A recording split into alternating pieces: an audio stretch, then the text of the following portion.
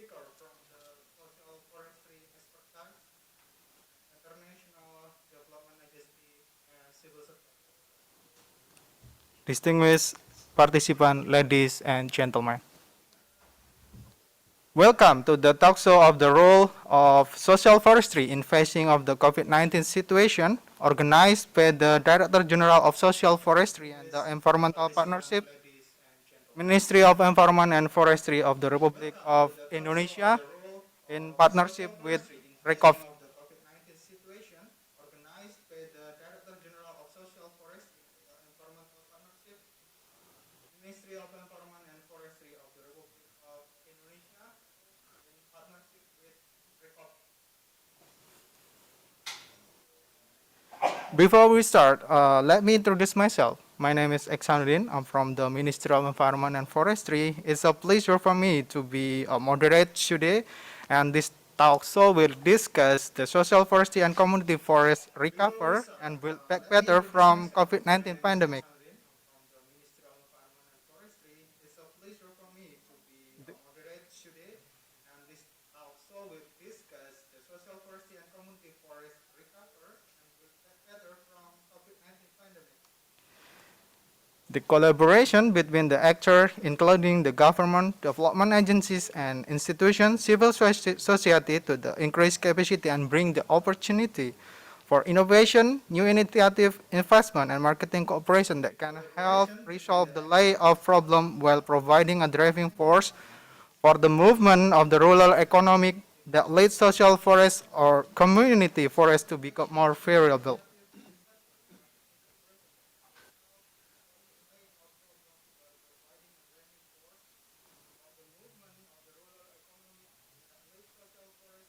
community forest to become more variable.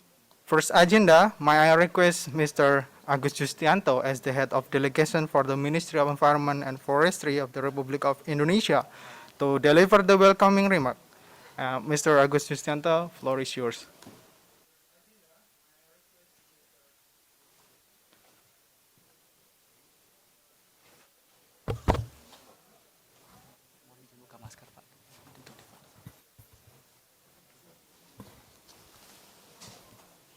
Bismillahirrahmanirrahim. Assalamualaikum warahmatullahi wabarakatuh. A very good morning to all of you. Honorable speakers, distinguished guests, ladies and gentlemen.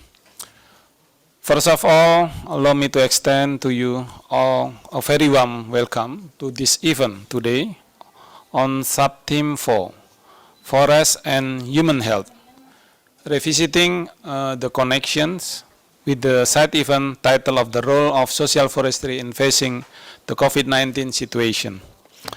On this occasion, I would like to express my sincere thanks to the organizer of this event, the Director General of Social Forestry and Environmental Partnership of the Ministry of Environment and Forestry, Republic of Indonesia, in collaboration with the Regional Community Forestry Training Center or RECOV-TC. Distinguished guests, ladies and gentlemen, COVID-19 has exacerbated existing vulnerabilities and created new challenges for local communities living near and depending on forests. The rapid onset of the pandemic, coupled with the limited access to supporting services in these often remote areas, brought a new sense of vulnerability. Forest resources are vital for forest-depending communities, providing livelihood options and food security. By providing legal access through social forestry, positive feedback has been received among others, decreasing deforestation rate, reducing poverty, and improving economic livelihood. During the pandemic, there is an increase on food consumption, while production is declining due to several restriction measurements that has been taken in order to reduce the spread of the viruses.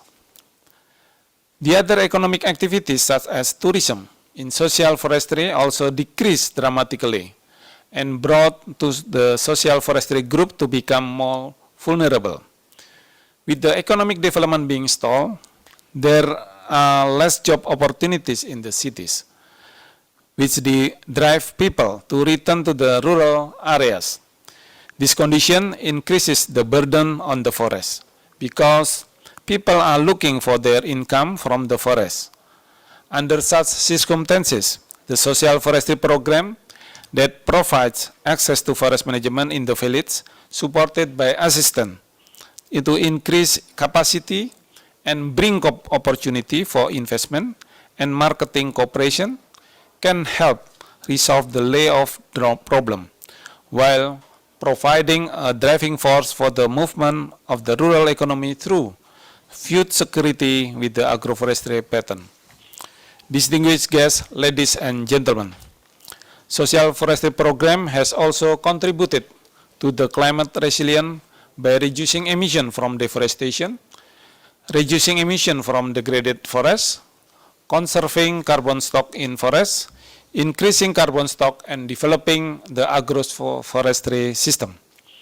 In terms of greenhouse gases reduction, Indonesia is aiming to achieve a greenhouse gas emission level of minus 140 million tons of CO2 equivalent by 2030, supporting the net zero emission in the forestry sector and fulfilling the NDC, which is the nation-specific commitment to supporting the global climate change agenda and taking into account Indonesia's more ambitious vision in the LTS-RCCR document. This strategy is in keeping with the Article 28H of the 1945 Indonesian Constitution, which states that the Indonesian government shall ensure that its population has a good living, good health, and a good environment. In the LTS-RCCR vision, Indonesia expresses its commitment to achieving ambitious target through the Indonesia Volume Netting by 2030 initiative and attempts to promote a renewable energy for energy or decarbonization transition, as well as targets in 3 other sectors, namely agriculture, waste, and industry. Indonesia has declared the achievement of lowering greenhouse gases emissions in the forestry sector and other land use where the carbon absorption rate is higher than the emission level in 2030 under the Indonesia Volume Netting 2030. In addition, Indonesia aims to attain a carbon netting by 2060 or sooner in collaboration with other sectors. Indonesia Volume Netting 2030 aims to reduce carbon emissions, increase carbon absorption, and sustain carbon sequestration through a variety of planned activities, including first, reducing emission from deforestation and degradation, as well as forest and land fires controls. Second, development of plantation forests. Third, sustainable forest management. Fourth, forest rehabilitation including mangrove. Fifth, peatland management. And sixth, conservation forest management. Distinguished guests, ladies and gentlemen, this event will discuss the experiences of social forestry activities as key expert in the field in relation to mitigating the COVID-19 impacts. Based on this, it will explore actions that are needed to strengthen the capacity and capability of social forestry, including forest farmers. To conclude my remark, I would like to remind you that the year 2030 to 2021 has been painful years for many of us, but we cannot allow it to be wasted years. Now we are in the 2022, the year that is fully of hope. We must outrun the painful lessons last year taught us. Hopefully, 2022 will be the end of the COVID-19 pandemic and will be the beginning of the new era of solidarity, the era for recovering together and stronger. I wish you all the best for the success of this event. I thank you. Stay healthy and safe. Wassalamualaikum warahmatullahi wabarakatuh.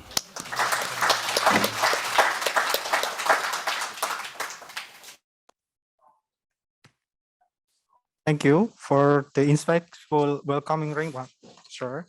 So we proceed to the next agenda. We will watch a keynote speech from the Mr. Bambang Supriyanto, the Director General of the Social Forestry and Environmental Partnership, Ministry of the Environment and Forestry. Juga allowed.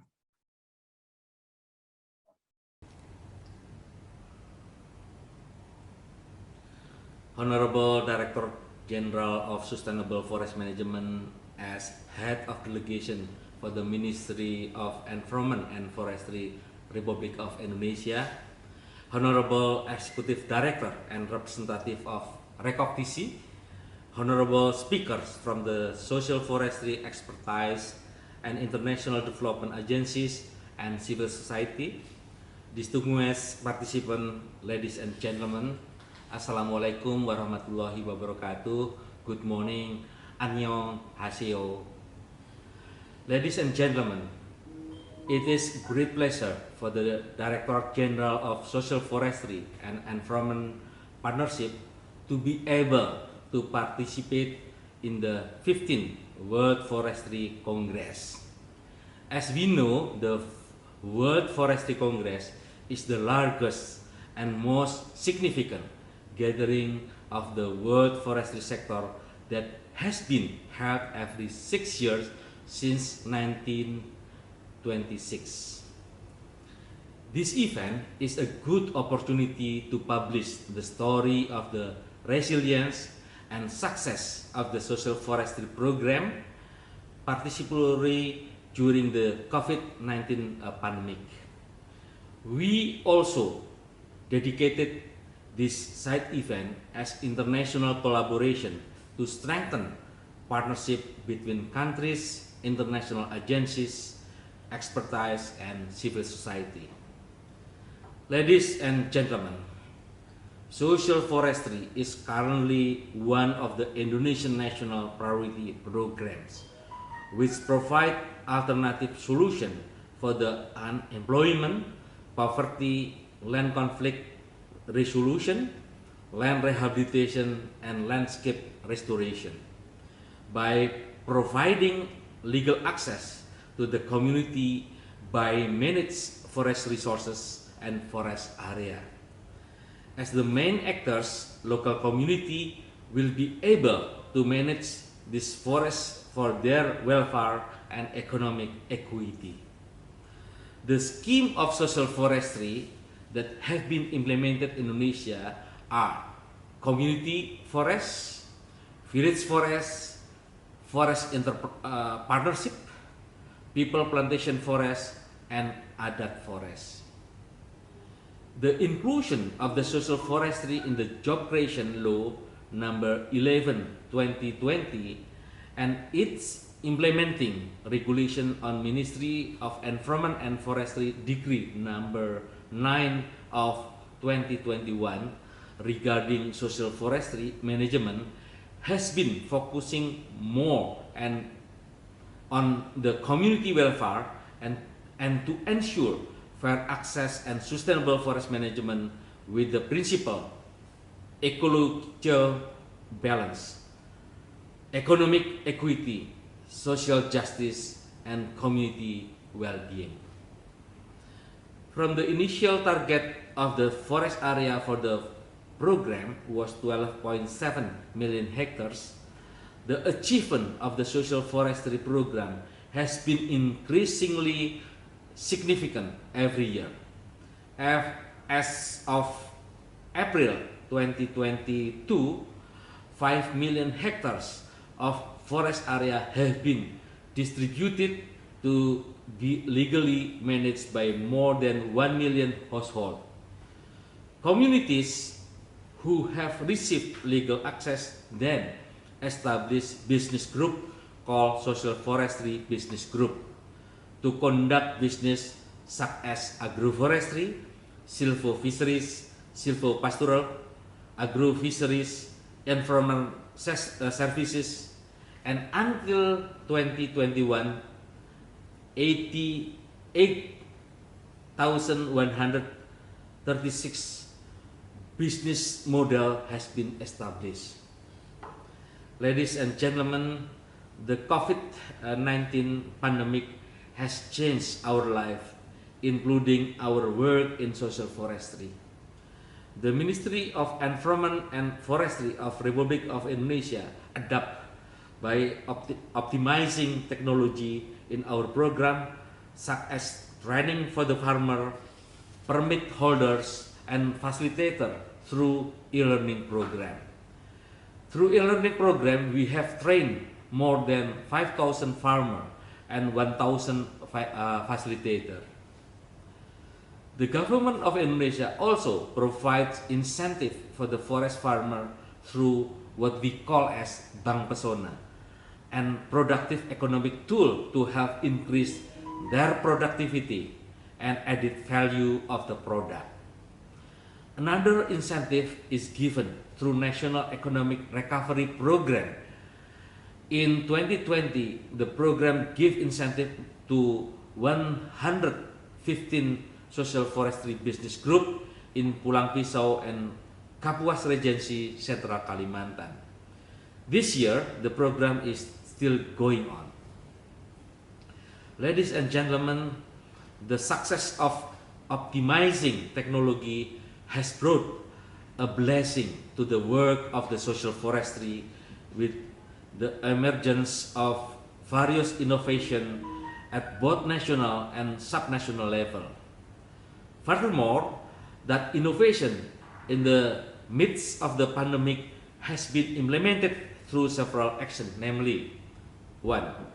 Facilitating access for the social forestry approval through online application, such as EkiPS, Siva PS, Smile PS.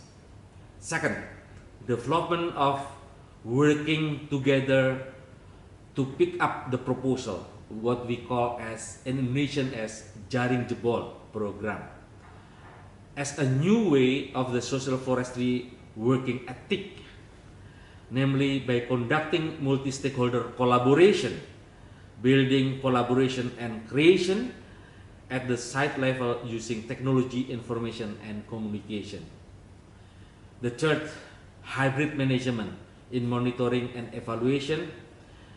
And the fourth, optimizing the market access using digital marketing platform. The newest initiative from the government of Indonesia is to develop a new program called Integrated Area Development to increase the regional economic based on social forestry business.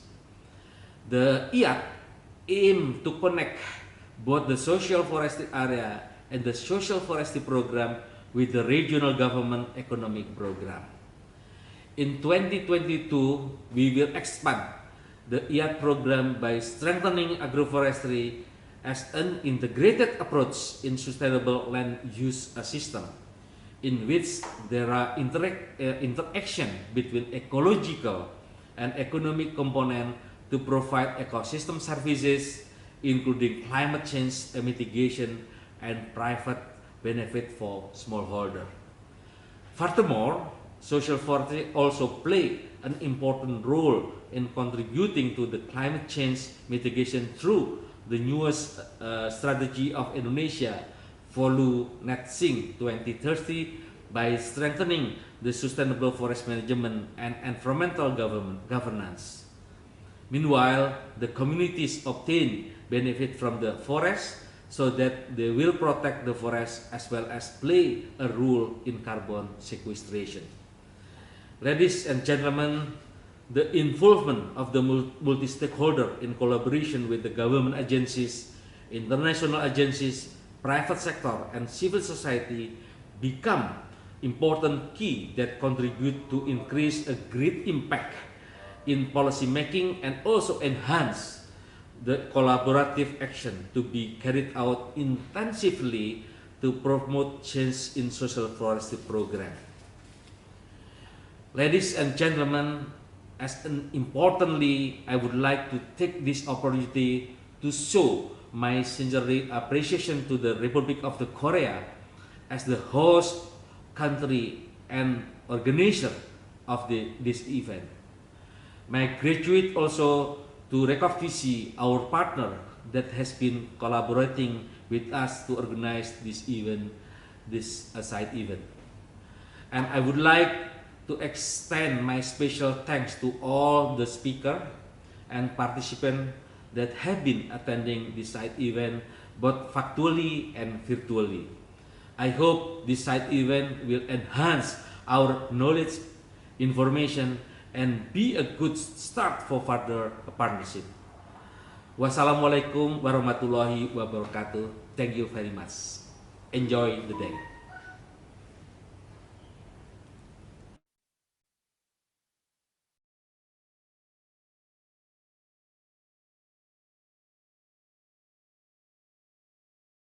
And let's move to the main agenda. Today we have 5 speakers who will deliver the experience of the social forestry activities as key expert in the field of in relation to the mitigates the COVID-19 impact. Based on this, we will explore more action that are needed to strengthen the capacity and capability of social forestry actor, including the cooperative forests. And the speaker are, we have 5. The first one is Ms. Nur Hasnis. She is head of the Social Forestry and Environmental Partnership of Borneo Regional Office of Indonesia.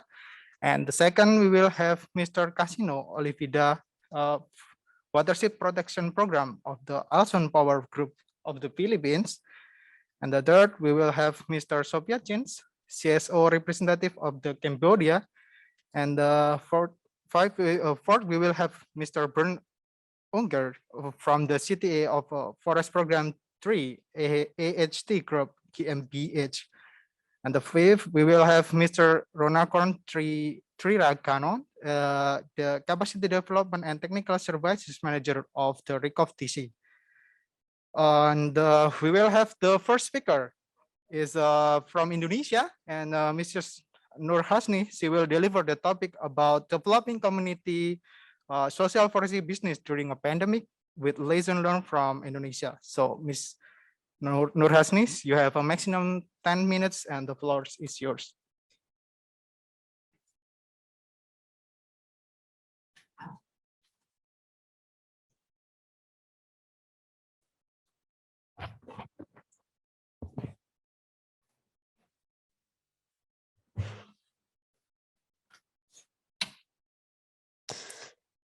Thank you very much, moderator.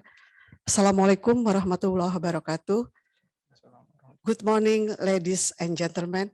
Yang terhormat Pak Dirjen PHL, Pak Agus Justianto, mohon izin menyampaikan materi terkait. First of all, let me introduce myself. I am Nur Hasni from Ministry of Forestry and Environment Indonesia. I hope all we are here always in healthy and happy condition. Okay, my presentation now is developing communities social forestry business during a pandemic. I certain that all we are here knowing about what is social forestry. As mentioned before from Dirjen PSKL, Mr. Bambang, it's sustainable forest management that implemented by group of people around the forest through 5 schemes. Legacy or agreement, they are village forest, then community forest, and then people plantation forest, forestry partnership, and customary forest. The goal of social forestry is to improve the welfare of people living around the forest. Social forestry contributes to land access. In equitable access to forest management is the cause of poverty. So through social forestry, this can be overcome. Ladies and gentlemen, Indonesia, my beloved country, has more than 1 120 billion hectare of forest area, or about 63% of total area of Indonesia. It consists of more than 25,000 villages around the forest and about 10.3 million people in Indonesia still with poor condition, and 6%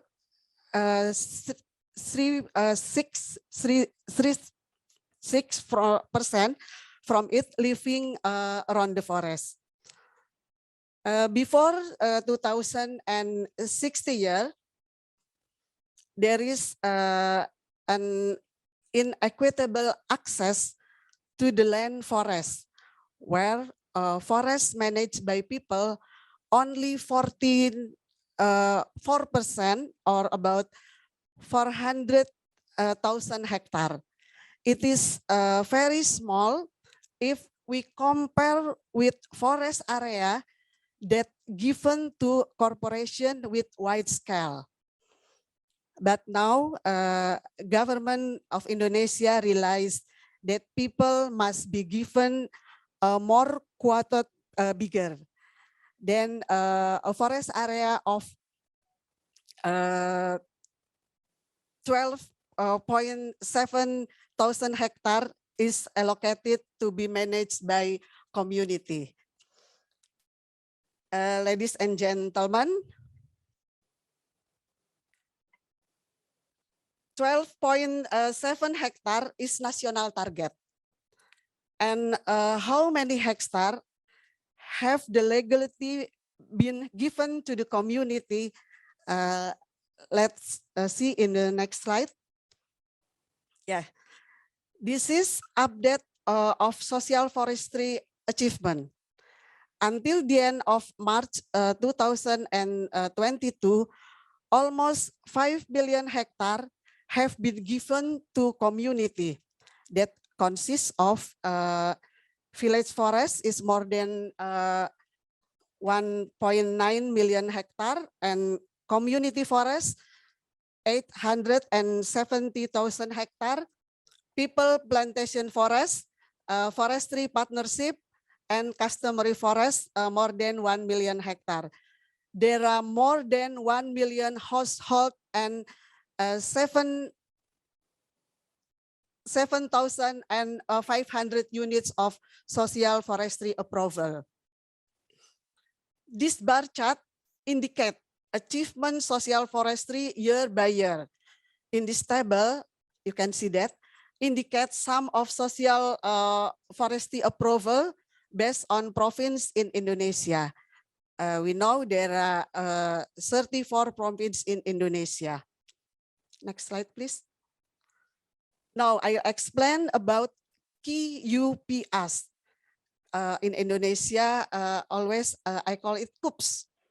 That is startup of social forestry. KUPS, or Social Forestry Business Group, is a group formed by social forestry group that will and or has conducted business based on forest product. Social forestry group can establish more than one KUPS on the occasion that some business potential are identified. KUPS is the main actor in the site level and grow up become business model 4P, people, public, private, and partnership, and develops into forest resource based on small and medium enterprises. Next. There are picture of KUPS commodity potential. You can see that coffee, palm sugar, honey, bamboo craft, eucalyptus oil, palawija, rubber, community wood, ecotourism, milk, and silvofisheries. This is various of forest product from social forestry community. Next. And how many KUPS that established during social forestry approval given to community? This is the data. There are 8,154 KUPS. This pyramid illustrated the level of coups which are categorized to 4 levels.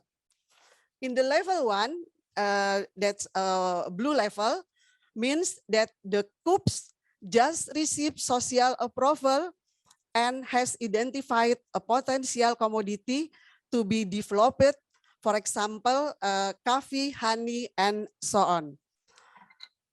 In the second level is silver level. In this category, coups have the planning document and make zonation on their working area. For example, there are protection zone and then utilization zone and rehabilitation zone. All coups activities must be referred to document planning from social forestry community. In Indonesia, we call it RKPS, Rencana Kelola Perhutanan Sosial, and must be referred to the zone of the working area. On the level 3 is gold level. This category indicated that coups already have domestic market for selling their product. And in the last level is platinum. That means coups already has international market for selling their commodity. So ladies and gentlemen, in this event, I bring some product from coups. And if there is a partner who will buy this product on an ongoing basis, so then the level of social forestry community that I get the product goes to platinum level. From this pyramid, we can see that only a little coups on platinum level. So through this moment, we hope some coups will increase their class to platinum class. This chart, this chart explains composition of social forestry product that managed by coups. There are agroforestry becomes the most commodity that formed by coups. It is about 21%, fruit 17%, ecotourism, timber, cafe, food crops, and other. Next. Developing coups during pandemic. During pandemic situation, government cannot stop providing facilitation coups on their business development process because the coups must always be active to meet the living needs for their family members. For example, they need capacity building to improve their capacities. So we introduce them learning system by internet, online system.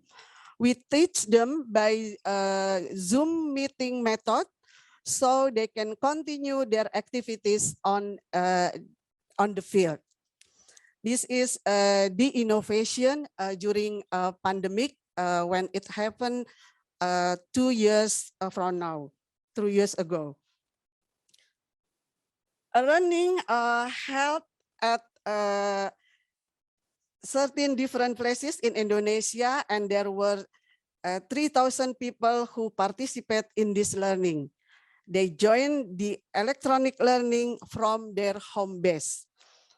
After learning, they got material, certificate, aid, and internet compensation. Another is government buy their commodity in big scale, such as honey, ginger, palm, sugar.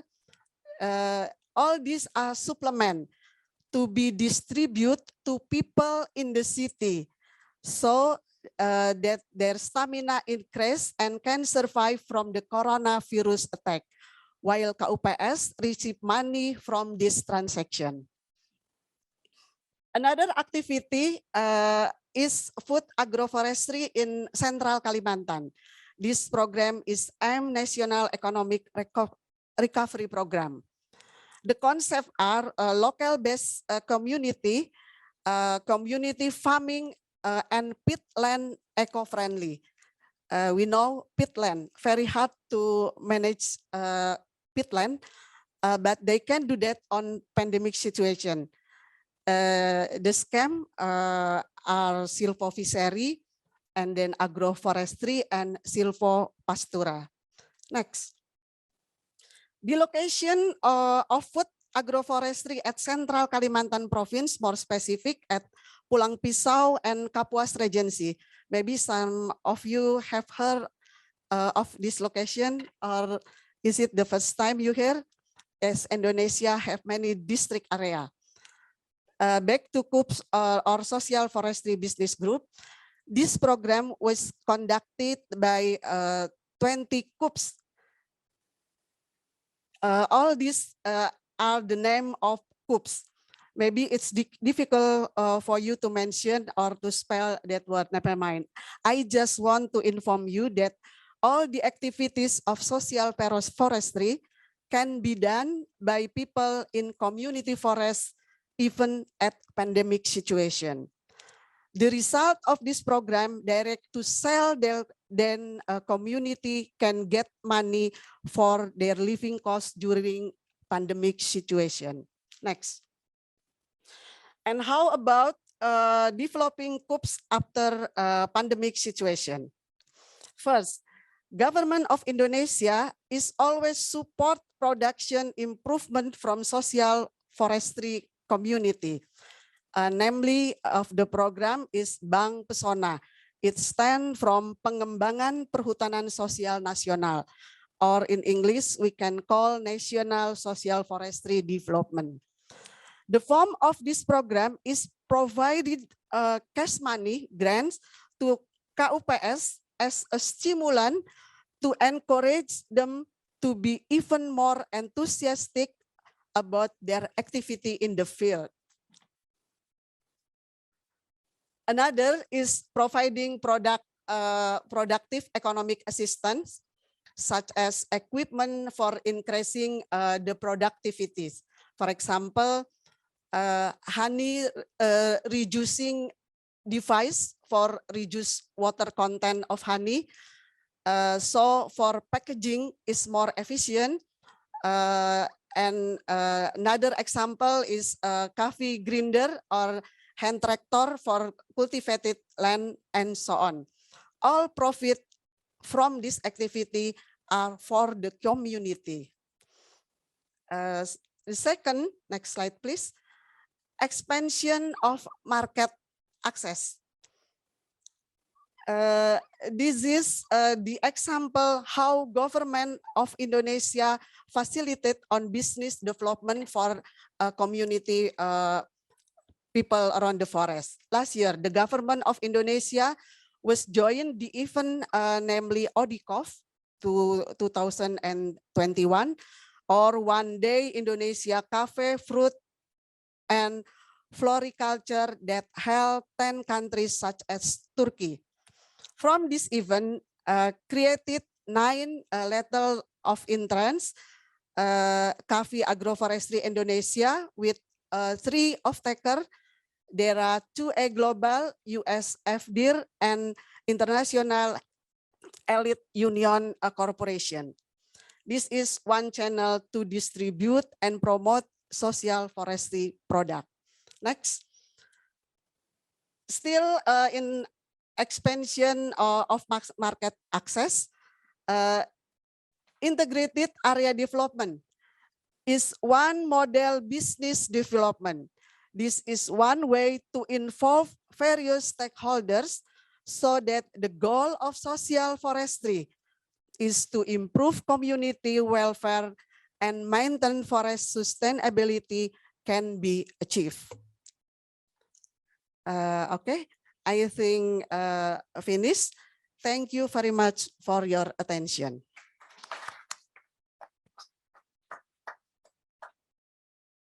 Thank you, Mrs. Nur Hasni. And now we proceed to the second speaker, Mr. Kasibiro Olivida. The floor is yours.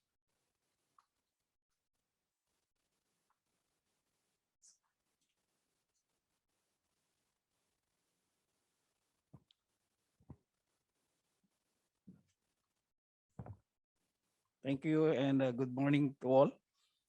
I'll just set my alarm. So I'll proceed directly with my topic, the impact of COVID-19 pandemic in social forestry in the Philippines. I have been involved in social forestry in the Philippines for the last 3 decades. And last October 21, we discussed the effect of this pandemic in social forestry in our country. And I will proceed directly with what we have discussed before. Can you click on the slide, please? Okay, so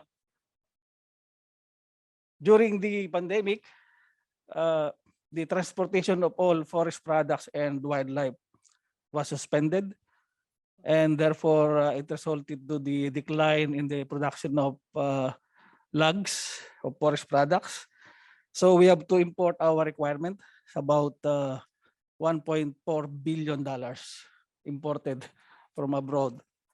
So because we have to close our wood processing plant, and some of these are handled, being supplied by the tenure holders from social forestry areas. We call it the community-based forest management agreement areas. And of course, there was a recurrence of illegal logging. Next slide, please. And then at the tenure holder level, in our country, we have a community-based forest management agreement. And I was privileged to be part of the initial stage of implementing the natural resources management program, where our government was assisted by USAID in coming up with policies that will work on the ground, transferring the management of forests from the big capitalists to the small holders, to the communities. And they have a contract with the DNR, the Philippine Department of Environment and Natural Resources, these tenure holders. And because of the pandemic, of course, there is indeed a delay in the processing and release of funds for reforestation, because we have a target of more than 1 billion trees that need to be planted as part of our commitment to climate change. And of course, as I mentioned, there is a reduction in the production of forest products in the Philippines coming from these tenured areas, specifically the social forestry areas. And it's really very difficult in the processing documents, because you have to pass through several checkpoints. Lockdowns are everywhere. No? So, and of course, very limited forest monitoring activities. The tenure holders are empowered to do protection activities, but the problem is they cannot move, no? Because during the initial lockdown, it was really very strict. You cannot even get out of your place for just roam around and go somewhere just to relax. You have to stay inside your house. So, and of course, it's really difficult to participate in the meetings, these tenure holders, simply because they are in the forest, most of them. And they have no internet. Even their children, they cannot go to school. So what they did is, of course, to look into the different ways of how they can adjust with this in this situation. Next slide, please. So as a result of this, there was an increase in the incidence of bombing. This is my personal observation, because I also visited these places where these things are happening. The farmers have to go back to their way of doing the slash and burn cultivation. The gathering fuel wood has to increase, So the buyers are now getting it. They are now going to the mountain to get the products because the farmers cannot transport it to the cities. And because these are primary commodities, they need it for cooking bread and whatever. So the farmers need to produce, money and to buy a cell phone with internet in the forest. So it's really hard. So imagine a tribal leader, imagine a community, with all this event, they are really at a loss. And of course, the charcoal making, it's not, we're not saying that charcoal making and fuel wood gathering is bad, but they have to resort to cutting naturally growing trees. So of course, one of the opportunities that our friends or Filipinos who are rich took this opportunity to buy land in the forests, in the community-based forest management agreement areas, because of course, you cannot own the land because it's a timberland, it's a forest land, but those occupying the area have rights over the area they occupy, and they are selling these rights to capitalists, to rich individual, so that they will have money for them to be able to buy food for their family members and educational materials, cell phones, internet load, no? So that, of course, they can cope up with this situation. So next slide, please. So you can see, you can identify that tree. Maybe I can give you 10,000 won. No? That's Mulave. No? Mulave is Vitex parviflora. So again, yesterday I told our participant that, if you're a forester and you can see, if you sow these naturally growing trees, saplings, no, and they are being cut, you will be lonely. No? Next slide, please, before I cry. Okay, so again, you can see this. When I was a kid, I tried doing that, and it's really hard. No, it's really hard. I told myself I will not be a charcoal maker. I will go to the university, no, and speak at a conference like this. Nice. Next slide, please. Okay, see the slash and burn cultivation. No? It's only last year. It's a photo, a very recent photo.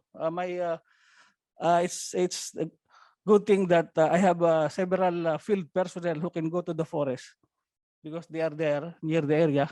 I became an armchair general during the pandemic, so they took pictures for me. Next, please. And of course, the government made several adjustments. Our director at the DNR, Philippine Department of Environment and Natural Resources in Southern Mindanao, they decentralized the permit issuance. So from the national level, they have to do it at the regional level so that, people have easy access to permits. They have to deregulate the harvesting and transport of forest products. In our country, even if you plant your own tree and it is prohibited, you cannot cut it if it is if it is prohibited or listed under the prohibited trees, no? Like the Nara, Pterocarpus indicus. You have to go to the main office central office in Manila. So if you're in Southern Mindanao, you plant your own tree and you cannot cut it because the issuance of permit is in Manila. Crazy. So they have to deregulate, do it at the regional level. And of course, there was an increase in the anti-logging activities. No? So you have to convert task forces into environmental law enforcement and Okay, thank you very much for Yes, your thank you. alarm. I almost know. But I'm Okay. sorry, the organizer told me that I can extend up to 10 more minutes. No, 2 minutes is okay. Sorry for the next speaker. Can I Yeah, get an next speaker. additional 30 seconds? Okay. And of course, there is a need to really do some streamlining of activities so that it becomes much more efficient considering the situation. You know, the frontline activities. And next slide, please. I think you no longer want to press the slide. Please, come on. Next slide. Next. Okay, tapos na pala. Okay, so I think that ends my presentation. I will no longer talk about the next slide because it talks about me. Thank you very much for listening and good morning. Give applause to the. Thank you. Thank you, Mr. Casimiro Olivida. So we have next speakers is Mr. Sophia Pip from the Forum of NGO of the Cambodia. The floor is yours.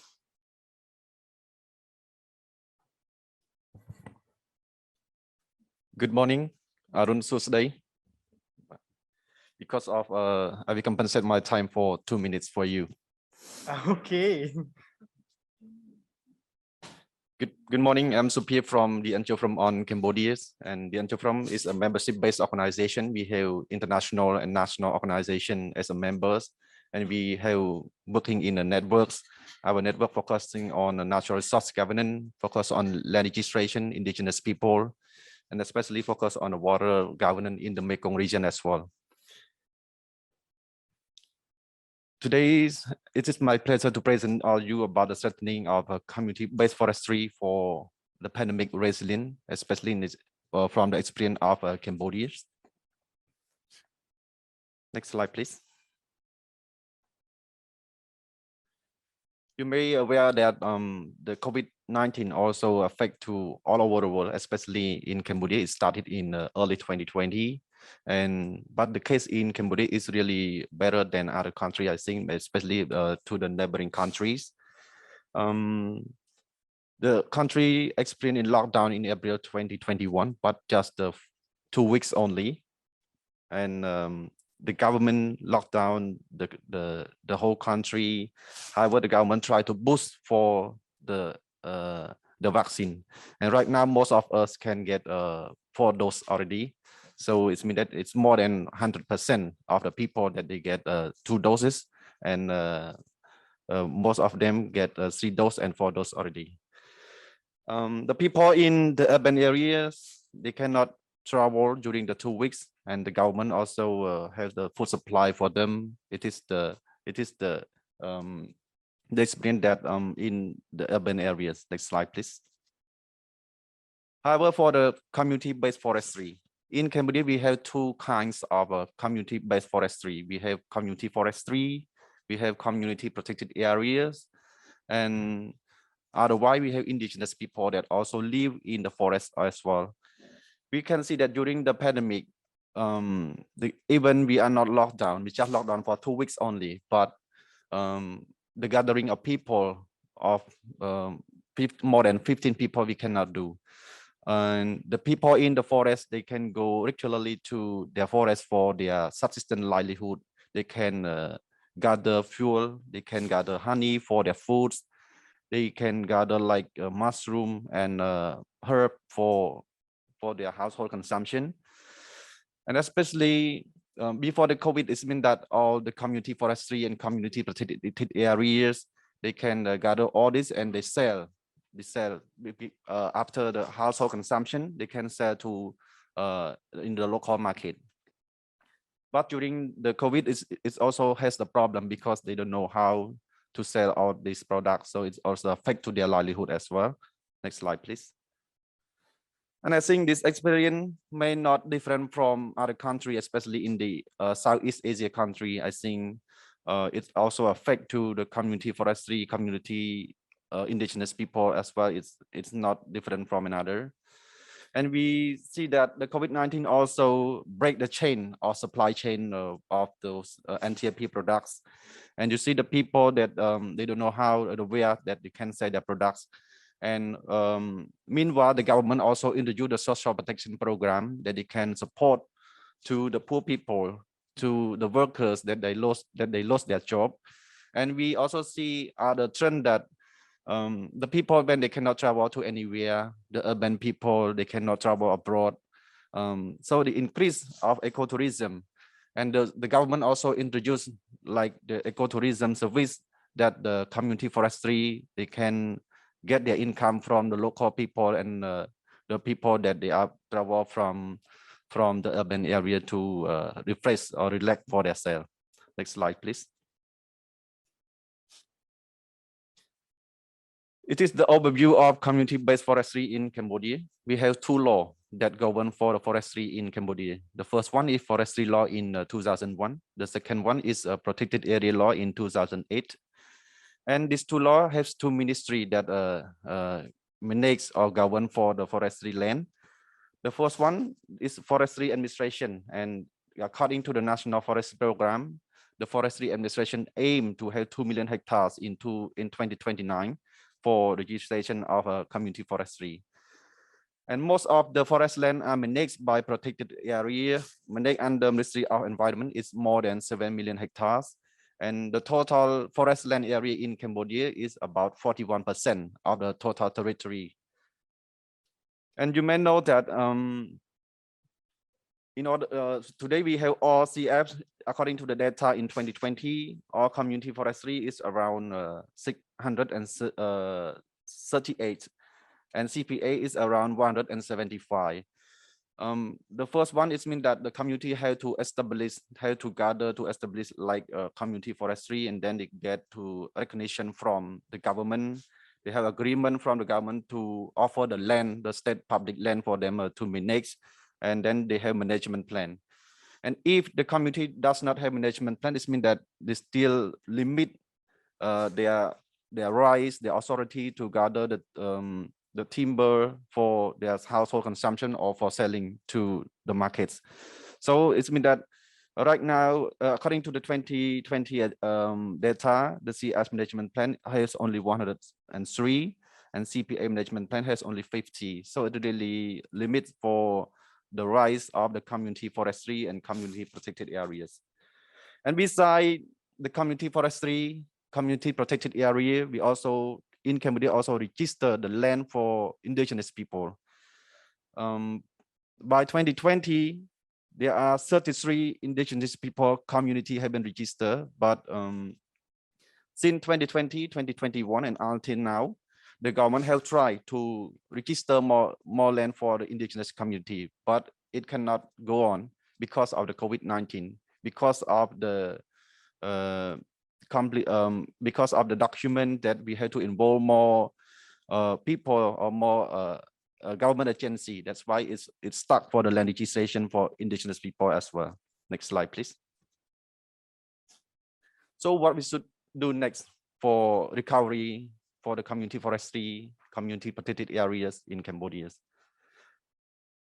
According to the discussion with our network members and our community forestry, community protected areas, that we usually have a meeting with them through a quarterly meeting, and even we cannot gather our people like we do before in a physically, but we do like an online platform. And we recognize that most of our community right now, they can use Zoom very well. They can use other online platform very well. It is an opportunity for gathering of people and collecting their voice. So the first one, we should strengthening capacity and sharing information on the pandemic. This is what that we have been share with our community-based organization to ensure that the community members, when they have the gathering at the village level, they also share about how to protect themselves from the pandemics. And another thing beyond the family subsistence, we should also discuss how during the post-pandemic, how to assess the market and opportunity that those communities can access to market for their forest product. Right now, in Cambodia, we are under the amendment of forestry law and protected area laws, and we expect that from the voice of civil society, the government will amend those laws that could be have the NTP commercialization and tax exemption, because under current law it means that the community, they cannot do commercialization of NTP just for household subsistence, household consumption only. And we also got some, we see some fund that dropped from the government, from DP, from international organization to those community regarding to the saving or seed fund. The saving is come from the community that they sell their products and they can try to save more for their family, and they also get the seed fund from other DPs for the community as well. Another thing is about a strong and clear long-term tenure security. The agreement from the government to community forestry is only 15 years, and a community protected area also 15 years. So it really short for them, because sometimes they want to cooperate with the private sector, or they want to invest more in agroforestry. It really limit for them. That's why I still hope that we will bring this voice to talk with our government, and especially today. My organization also conduct the consultative workshop on forestry law and protected area laws with participation from those three ministries, and we think that we will success, and the government will consider to increase to have a clear and strong tenure rights for those communities as well.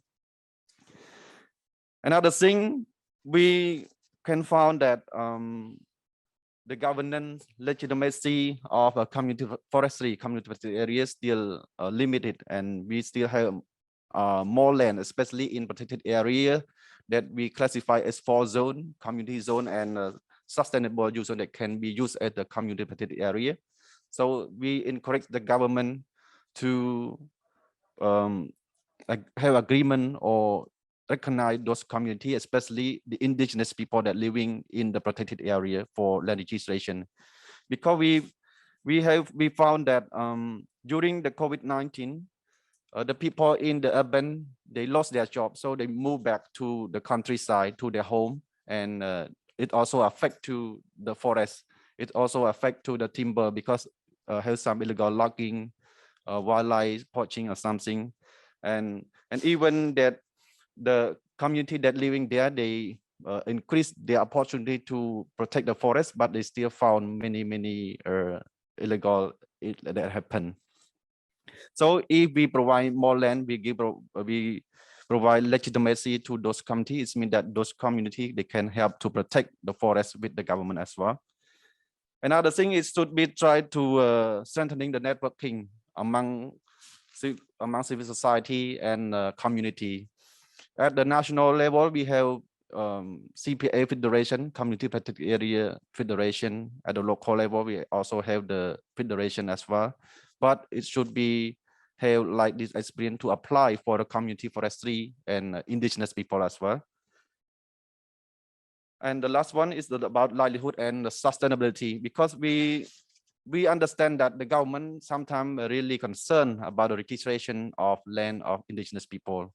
But we have to assure that those two guys, indigenous people, the government, and the community forestry or protected area, they have to apply it in a sustainable way, and to ensure that they can improve their livelihood, but the natural resource also protected. Yes, thank you. That's all from me. Thank you, Mr. Pip, for your insightful presentation. So the next speaker, we will have Mr. Bernd Unger from the Germany, will present about the lesson learned from the Forest Program 3 project, developing communities' resilience and sustainability to surviving in COVID-19 pandemic. Mr. Bernd, the floor is yours. Thank you very much. Let's put this a little bit higher here. Got it. So I hope it works. Thank you very much for the invitation. Thank you very much for the opportunity to share one project or one possibility how a forest and forest project can react to the impacts of a pandemic. We are now back in Indonesia. Just please start the slide presentation. I was thinking. Stop share. Stop share. Balik ke PPT. Balik ke PPT. Besarkan di slide show. Yeah, slide sharing.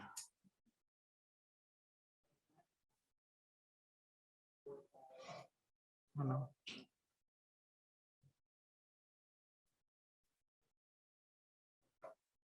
Okay.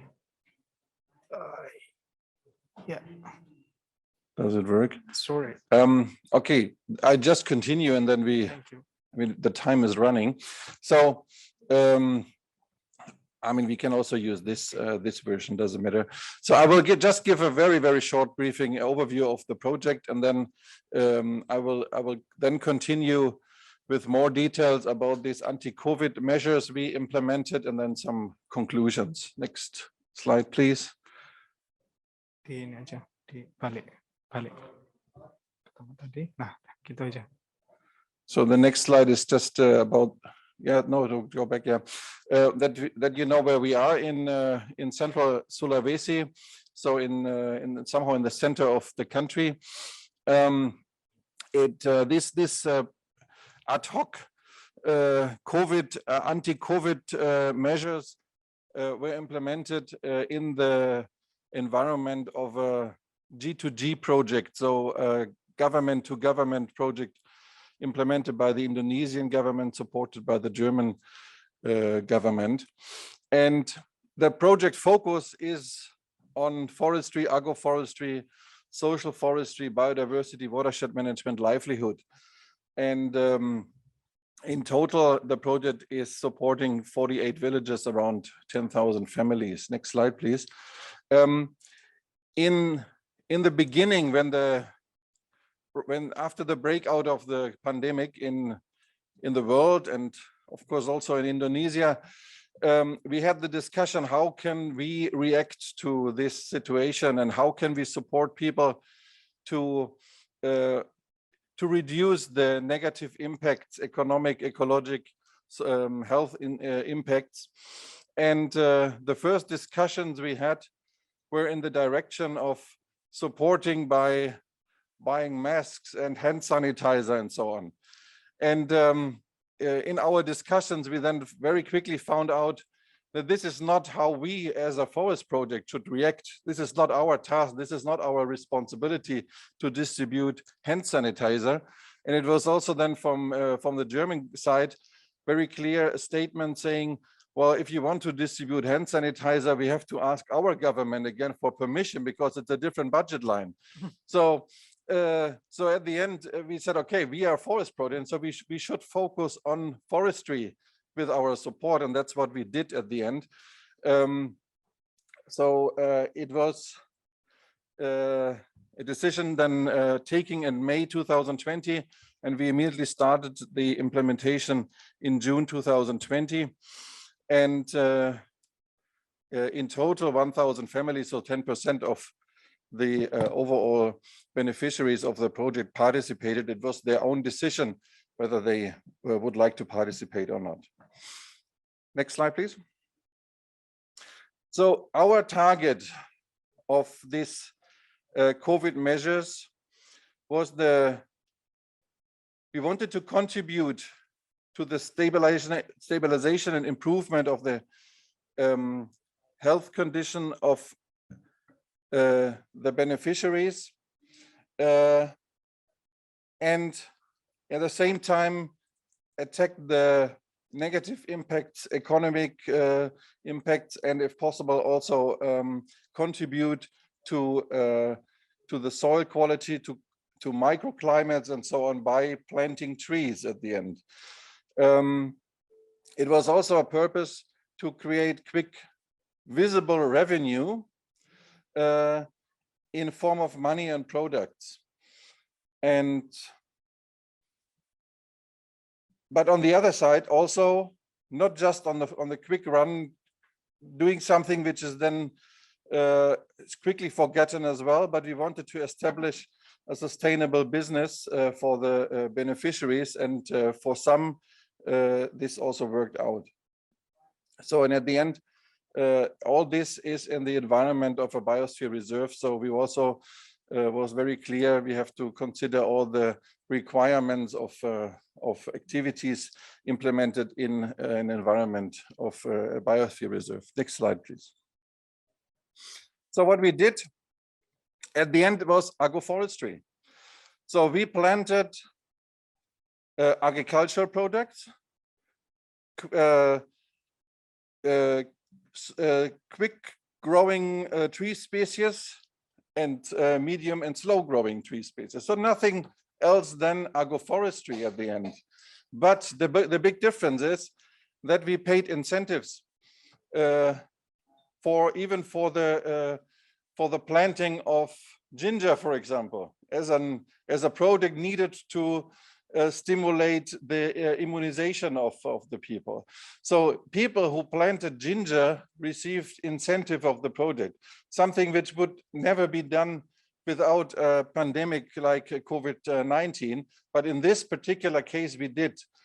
Yeah. So ginger is one example.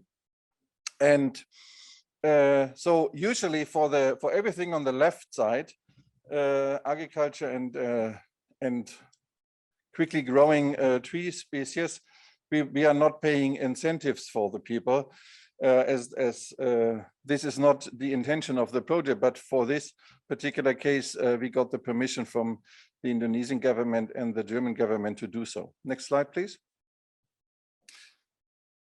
The implementation was done in this, as I said already, in the project environment. So we have village facilitators. It was very helpful in this particular case because of some people were in lockdown, but our village facilitators were still in the villages. So it was still in relatively easy access for us to the villages. So for the facilitation of this activity. So it was relatively easy to reach and to communicate to our beneficiaries. And I wouldn't say it was really an FPIC approach, but it was at least the principle of FPIC, because people could decide that they want to participate in this activity. Very helpful was as well that we have already groups in the villages, as the project does not work with individuals, but always with groups. So here the social forestry groups came in, and working with these groups was an ideal situation, as these existing groups are already on place and functioning. So ideal condition maybe for this example. The planting, just a technical issue, was maximum 400 seedlings per hectare. And afterwards we did some monitoring on plots 20 to 20 meter, and we did some interviews, and now the results of this activity. So in total, we planted in these 3 months, we planted almost 280,000 seedlings. I don't go into the detail here, mainly agriculture and fast growing, and some also medium and slow growing species. Next. So the incentive paid was different per species. In principle, for the agriculture and quickly growing species, the incentive is lower than for the medium and slow growing. There are some exceptions, as you see here. These exceptions are because the people couldn't produce their own seedlings. They had to buy the seedlings. So this is why the incentive in this case is higher. But in total, the incentive paid per family was between 20 to 60 euro, depending on the species the people have selected. Next slide. So, but what about now the revenue? What about the products they sold? As I said, it depended a lot on the selection of the species. So it depended on the experience or the intention of the people who participated in this activity. So there were farmers who focused more on the medium and slow growing species, because in their eyes, in this period, in June to August, COVID was there, but the major impact for their life was caused by floodings and landslides. So they were not so much interested in the implementation of, or in the planting, in the planting of agriculture and fast growing. They were more interested in medium and slow growing tree species. And then the revenue gained in 12 months is of course not so high.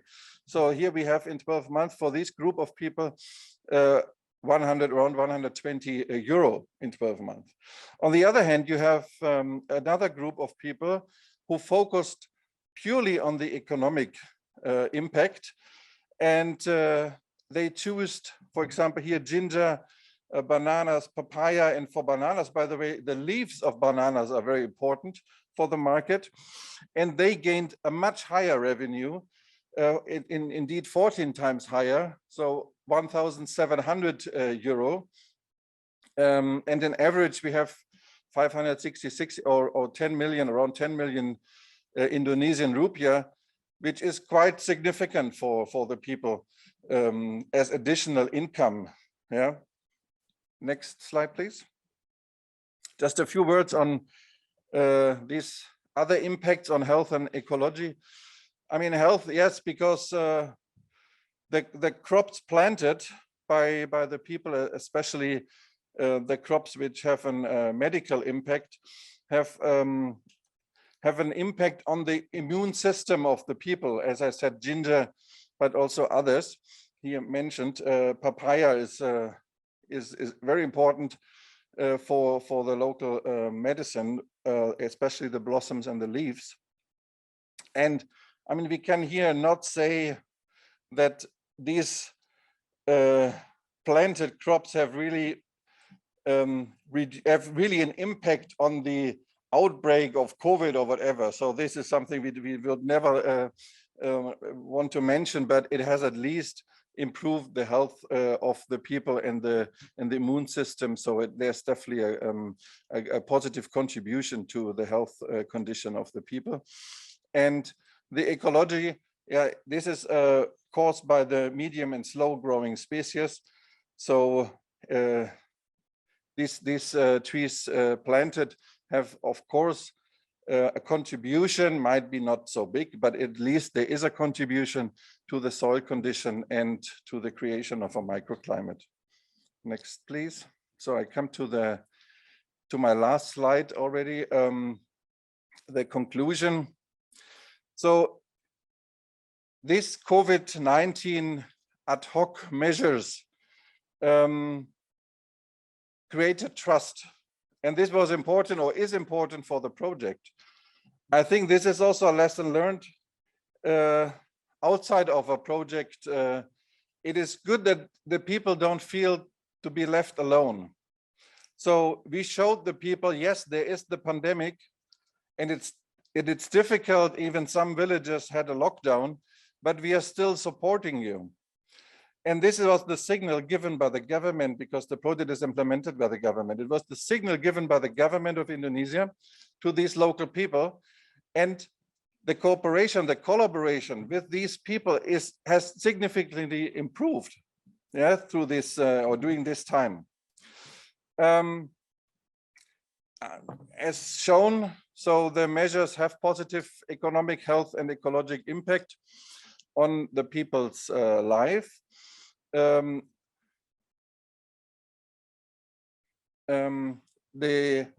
I said in the beginning, the social forestry groups, as these groups are already in place, are ideal partners, but we also worked in this case here with other groups, other farmer groups, but the social forestry group is, as they are already in place, is ideal. A critical point in my eyes is that we went to the village and we said, well, the selection of species is up to you. And this was a bit too ambitious in my eyes. So it was a bit too heterogeneous what the people selected. It was for the organization, for the administration, for the monitoring and so on. Yeah, it was not easy to handle this. So it would be easier. My recommendation, if such a situation comes up again, or you want to do something similar, reduce the number of species you offer to the people. This makes it easier. Yeah, the investment in total may be interesting for someone. Was 35,000 euro. And just a last statement. I think this shows that forestry or for forest project can respond to a pandemic outbreak with positive impacts. And the impact might be not too large or so for some people, but at least it was meaningful for the local people. And now the last slide, just some photos of the activity and planting and the monitoring interviews. Thank you very much for your attention. Thank you, Mr. Brown, for your insightful presentation. So we land to the last but not least. We have the last speaker, Mr. Ronakorn from Recov TC, and Mr. Ronakorn, the floor is yours. All right, thanks a lot, dear delegates, friends, ladies and gentlemen. Good morning for those who join in person, and also good morning, good afternoon, good evening for those who join online. I see a number of people interested in learning more how the community forestry or social forestry can contribute the local people to fight with COVID-19 and bring them to the good recovery. Well, to be the last speaker, I have to say that I lose the advantage of saying something first before other speakers supposed to say. But the good thing is that I can pick up some kind of ideas that the previous speaker already mentioned in terms of highlighting the role of community forestry. So would you like to go next, please? Well, this is Ron, Senior Strategic Advisors, come from Recov, the Regional Community Forestry Training Center. Probably many of you have heard about that. But just to be sure that you know who we are an international not-for-profit organization. Our mandate is about promoting the human right, indigenous people right, local people right for the sustainable forest management. We base the headquarters based in Bangkok, and we work in 7 countries, including Indonesia, Laos, Vietnam, Cambodia, Thailand, Myanmar, and also in Nepal. And we spread ourselves in South Asia and also Eastern Africa and South Africa. Well, I think probably you have seen this diagram before, and then you get familiar with the livelihood, sustainable livelihood components. And then when we look back, how the local communities can fight with the critical situation during the COVID-19, we had conducted some kind of research jointly together with FAO in 5 countries to see how social forestry or community forestry can accommodate or even helping the local people to mitigate the negative consequences of the COVID-19.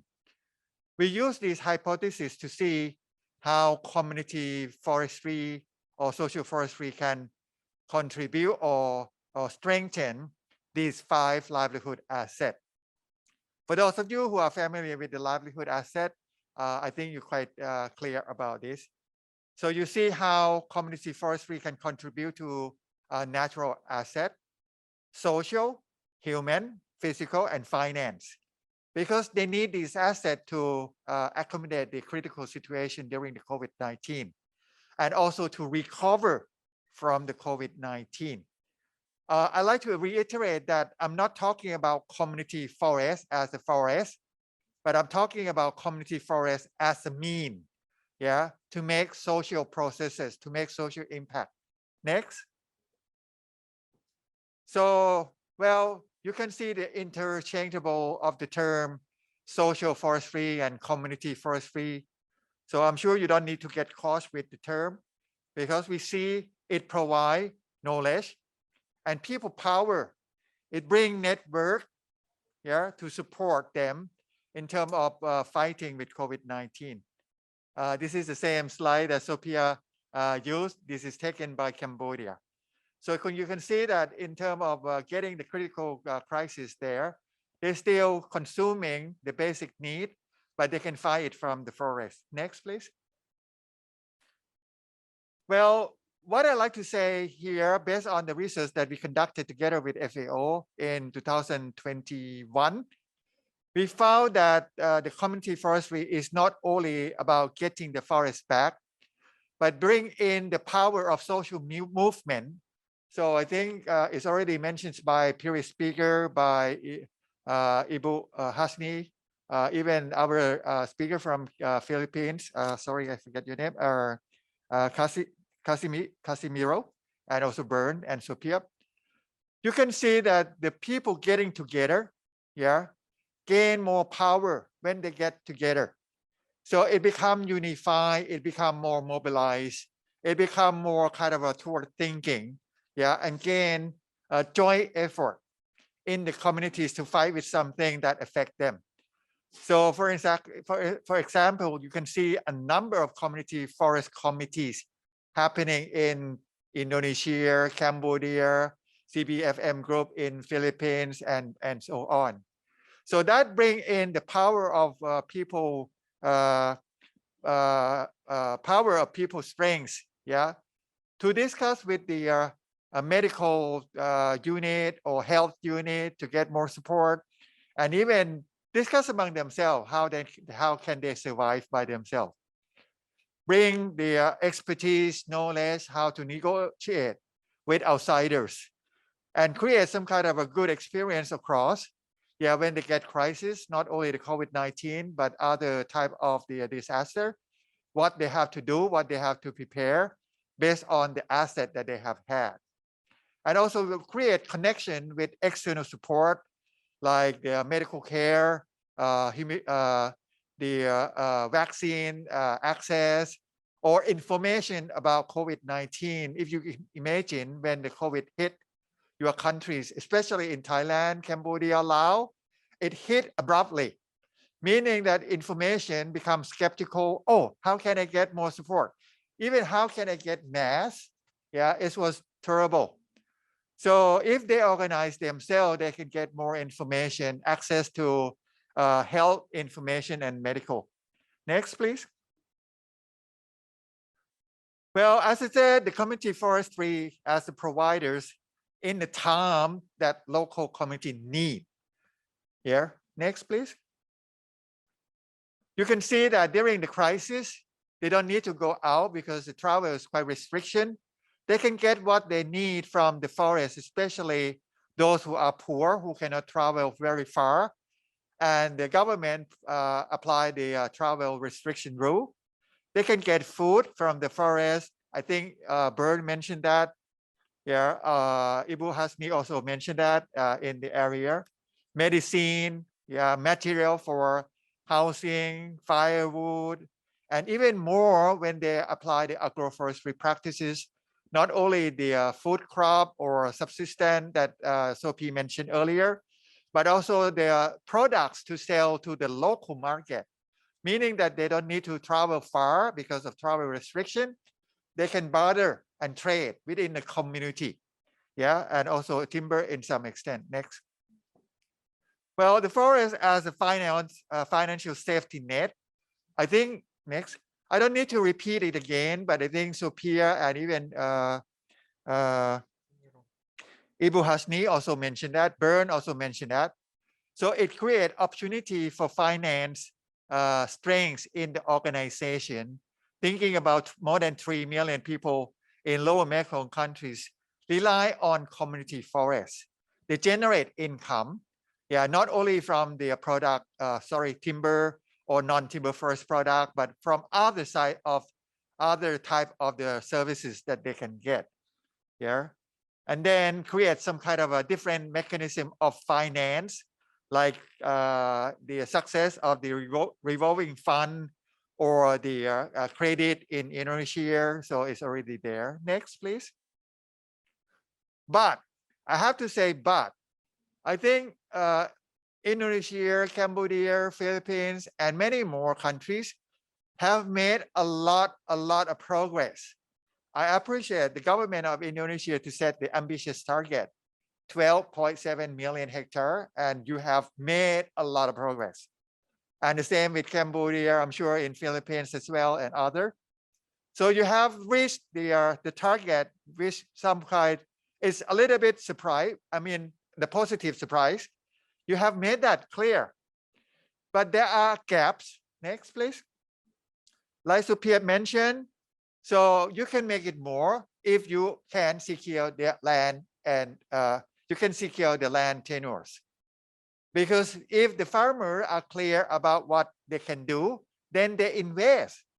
And even COVID create the opportunities for them to think what they have to invest more. Yeah, but they have to get the resource secure. Size, that is another point. Well, sometimes in many countries, they give very small piece of forest to the communities. They don't know what to do. More or less, they create the forest as a park for recreation. That's all. But if they like to use the forest for the recovering, size matter and the quality. Many countries still reluctant to give the quality of the healthy forest to the community. Yeah, I don't need to mention the name, but still, yeah, it's a problem. The leadership, well, how can we train the local leadership to be the spearhead and helping to mobilize other community members to work together? Yeah, the joint effort is the key. We still need to connect with other development sector, health, education, yeah, the even infrastructure, agriculture, market, and so on. I'm glad that many countries already started. The government facilitate the dialogue between people, private, and people. I think talking about people-private partnership, facilitate the dialogue with the business companies and bank or investor. So we need that kind of movement to move it in among the Asia and other countries. Access to capacities and also managing the fund. Next, please. Next, please. Well, what I like to say as a conclusion about the good thing that as a last speaker is that I pick up some ideas from the previous speaker and then put that in the talking point that I have here. So we have to expand more. Well, I think evidence from Indonesia, Cambodia, Philippines is already proof. Yeah, we need more, especially during the crisis. If we prepare them enough, I'm sure they can survive and get over the crisis easier than if they don't have. Improve their land tenure and resource right, create their finance mechanisms to help to facilitate and stimulate the progress of the community forestry, because community forestry is not for subsistence anymore. Strengthen the forest protection, provide them enough their capacities, not only take care of the forest, but also to mobilize themselves, access to market, thinking as for the business development and how to sustain here. And probably integrate the social forestry with other landscape intervention. A lot of people talking about forest landscape restoration. How can we bring in the social forestry to integrate with other land-based management? And what I like to see is that the income, their money, or their the benefit from the social forestry, put that in your GPA. Yeah, the gross, the progress as indicator of your development at the national level. I think I'd like to end with that. Sorry, can you move to the next slide? Yeah, it's already covered. Well, next slide, please. Well, you can find more about the community forestry experience, knowledges, case studies, I would say around the world, even though we put more focus in Asia and the Pacific, you can get more information from our website. Thank you very much, and terima kasih. Thank you, Mr. Ron, for your insightful presentation. So thank you for all the speaker for delivering the very insightful presentation today. Please give them applause once more. And distinguished participant, its speaker has been elaborate how to impact of the COVID-19 pandemic on social forestry and community forests. It could create new challenge, and despite this challenge, various of social forestry and community forests have used the social capital and capacity for collective action to respond the COVID-19 pandemic and evaluate on negative impact of the pandemic on their communities.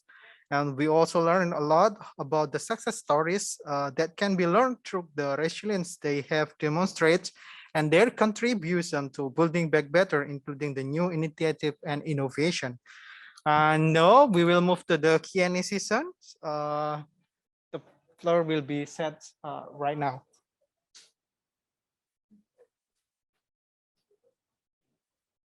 Maybe we don't have time. Okay, Mbak Fitri.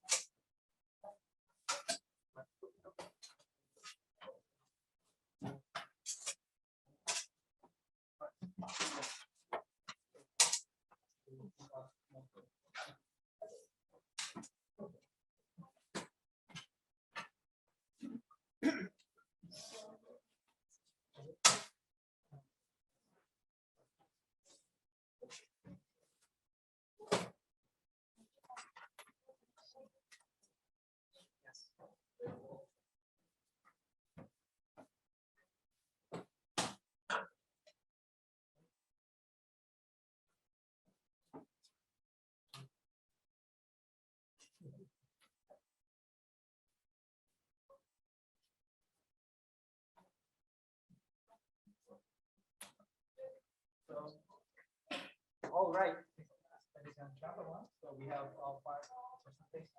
five presenter here. So, well, you have any questions about what they already presented, please raise your hand and you can move to the please. If you have any questions.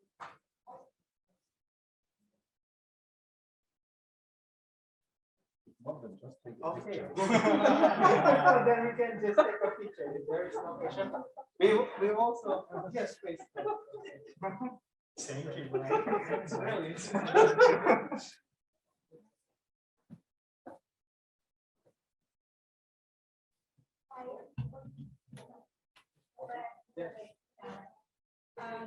morning. My name is Santana Regano. I work for the Forestry Administration Council. We actually had yesterday a site event about the forest and subset of Cambodia United States. It was very like the project that we have shown for supporting community projects, and so we have a global certification as a tool to help them and market the products, and so it's not then why that's something that's not. So, for who you asking the question? All of the speakers? Whoever you want to listen. Okay. We don't have any speakers. Just okay. In our country, we started our forest certification in 1998-99. We were trained by Smartwood Rainforest Alliance under the Forest Stewardship Council, and I'm one of the trainees at that time. We were able to accredit several community-based forest management agreement holders, tenure holders. And of course, there are some conditions so that eventually they become fully accredited as or classified as having a sustainable forest management operation. But the problem is there are people who prepare buying lumber from uncertified areas. That's much cheaper than what is being produced under the sustainably managed forests. And at that time, of course, we were operating in a conflict-affected areas controlled by the New People's Army. And there were problems about leadership. So anyway, to make the long story short, it didn't push through. No? So there were conditions that were not met because of, as I have said, people preferred the uncertified lumber. Thank you. You want to add more, Mr. Burr? Well, I think I'd like to ask Sophia because they involved in not the SF3 but in more or less in the supporting to the EU market. Yeah, I think NGO Forum in Cambodia have done quite a lot involved in the VPA, FLEGT, and so on. But the point that I like to add on what my colleagues here in Philippines is that I think the FSC is good, yeah, but if we expand the concept of social forestry or community forestry to the small holders, including farm forestry, I think that fits very well. But the issue is about applying whatever FSC or FSC is about scale. The cost to verify, the cost to certify, that cost that like he mentioned. Yeah, selling the wood that not go through the certification process much cheaper. So how can we get that addressed? That is a big issue in many countries among the ASEAN countries. You'd like to bring in the experience you have with the flag. Yes, thank you. Indeed, in the case of Cambodia, that initial state that we have learned about around the certificate to the timber. We just had the communication with the Forestry Administration during the Clinical Forestry Reform Program that led by FAO and Forestry Administration. It started in 2020. We had a meeting, but because of COVID, we have only one or two meetings only, and we are discussing about a flexi, but not PPA, just a flexi, because of one force on the forest law and especially on the timber. So it is in the initial stage only, and last few months, I understood that there are a meeting at the Forestry, and also members of the PWP. But it's taking the low level or initial step on this. So we need to learn more from Vietnam or from Thailand that has engagement on it. I would say Vietnam has a lot of progress working on the FSC certification because the private companies have to, even though it's voluntary market, but it's kind of a semi-voluntary because they have to apply that. Otherwise, they cannot sell to the market. Like IKEA or even the local forest products, they are already applied to FSC. Yeah, so they see the values and benefits, but it's just a matter how to create the enabling environment for them to expand more. So that is something, even Recall working with their countries like Cambodia, Laos, and other countries, try to overcome this kind of gap.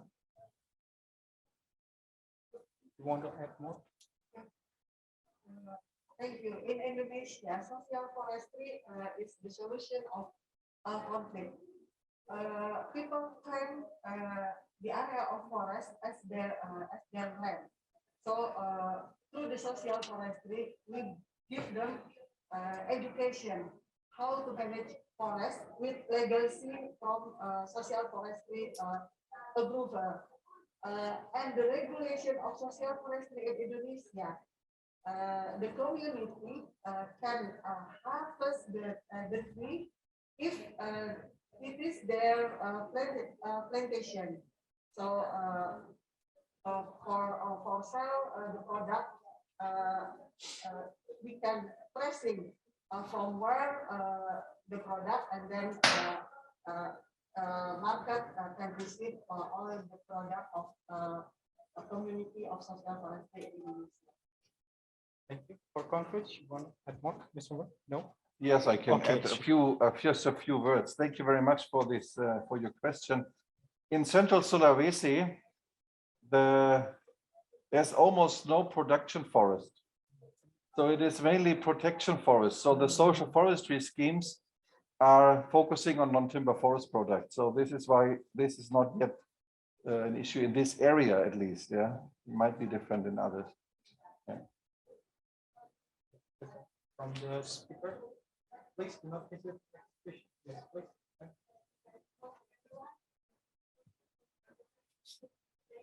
And then my question is around the project.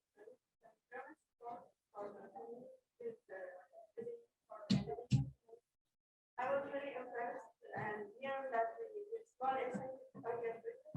And my question is, you have a reflection to go back to second round, because for those farmers who take medium and long strategies, because they accept medium and slow growing culture. So if you have reflection to go back to second round, to connect the impact of those. Sorry, I didn't get it. Some farmers of those who have accepted the medium and slow. Yes. Growing culture. So, but we have the results from the fast growing culture. Yeah. There is a second round to evaluate the impact of those Okay. strategies. No, sorry, now I get it. Yes, of course. I mean, the project is implemented over 7 years, and we are also monitoring impacts on the medium and slow growing.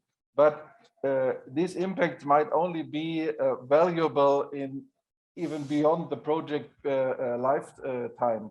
So, and it's mostly an indirect impact, because this species will then have more input on the reduction of erosion and so on. But for this, the number of trees we planted in this activity is also not so significant that we can really claim that this COVID ad hoc measures have really reduced the erosion and the risk for landslide and so significantly. I mean, there's a contribution, but I don't believe that this will be really measurable in specific to this activity. But we are planting much more trees. We have in the project, we have planted more than 1 million trees.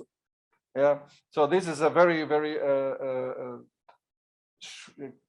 small part of the overall project activities. Yeah, I hope it answers your question. Yeah. Thank you. So we have one more, right? Participant. Yes, please. Oh, sorry. Yeah, my name is.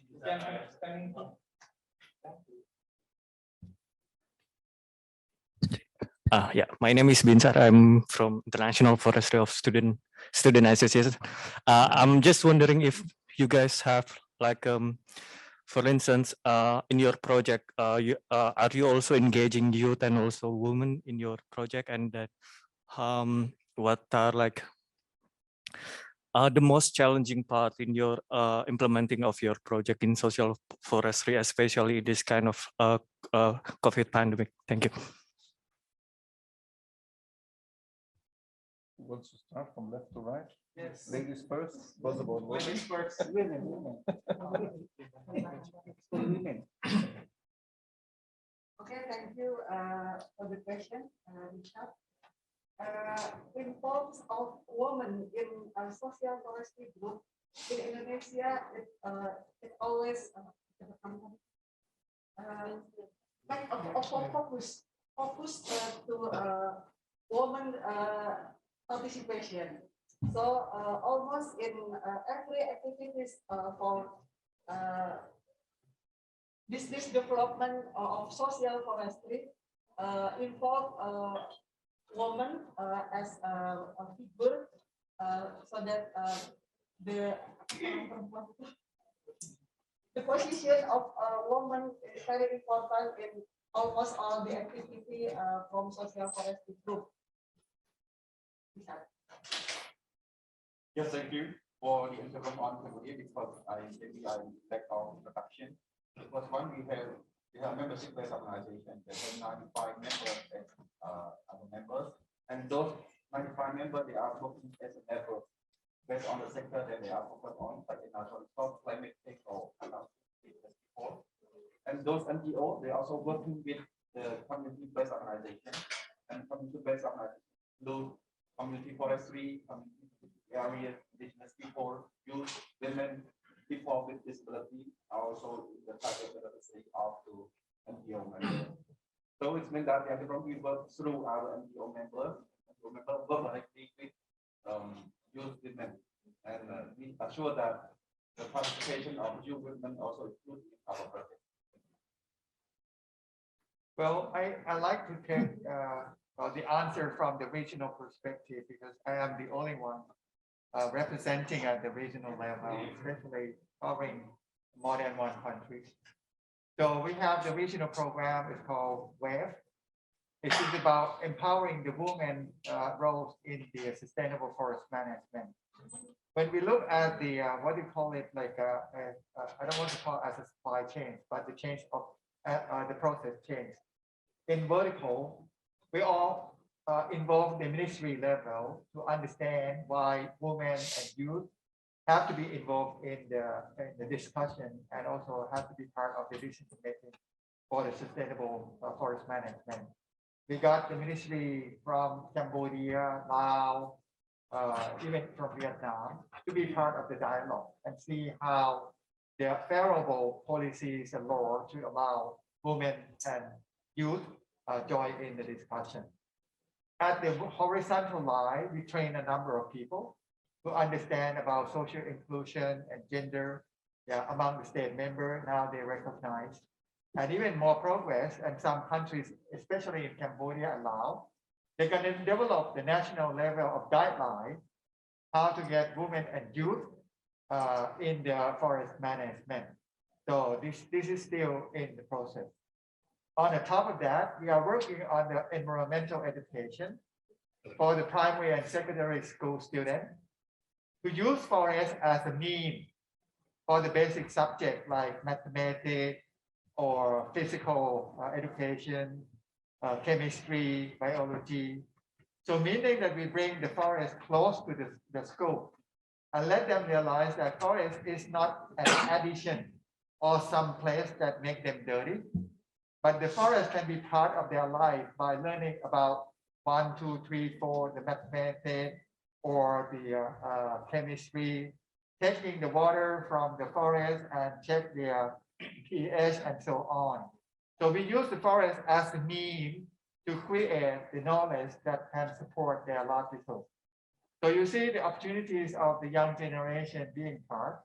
And also we train young journalists, because the young journalists, they have more power using the technology, device, social media to convince others about the values of the forest and how to interact.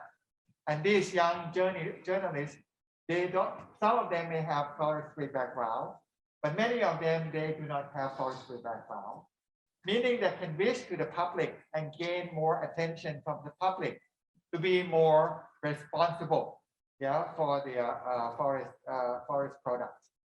So these are the things that RICOP has done so far.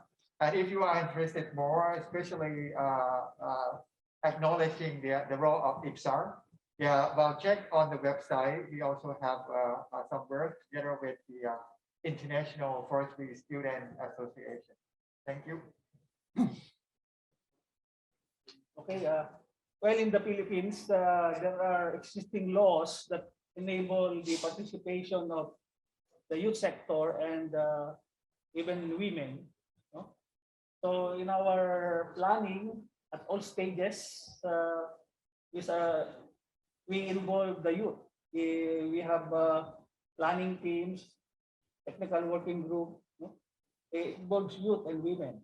And when we started organizing PBFM People's Organization back in the 90s, our leaders are mostly women. They are the one barricading the road, trying to stop illegally cut logs coming out from the forest, going to the market. So 24 hours being led by women. So, and also the youth, we tap them in doing some sort of information, education, and communication campaign, because under our local government code, there is a budget for participation of youth, and we use that budget so that the participation of the youth will be sustainable in terms of helping our planning team, social forestry planning team, in making sure that what they are doing are being understood, communicated at the ground level, at the village level, at the city level, and even up to the regional level. So all of those laws are already in place. Thank you. Okay. First of all, in Indonesia, the empowerment of women is a national priority by the Ministry of Environment and Forestry. So it was especially always pushed by the Ibu Menteri herself. So though this is a very important point. In our project, we have established a requirement. So for our groups, for our social forestry groups, at least 30% of the committee members must be women. This is not yet established over the country, such a regulation, but for us in Central Sulawesi, that's what we decided.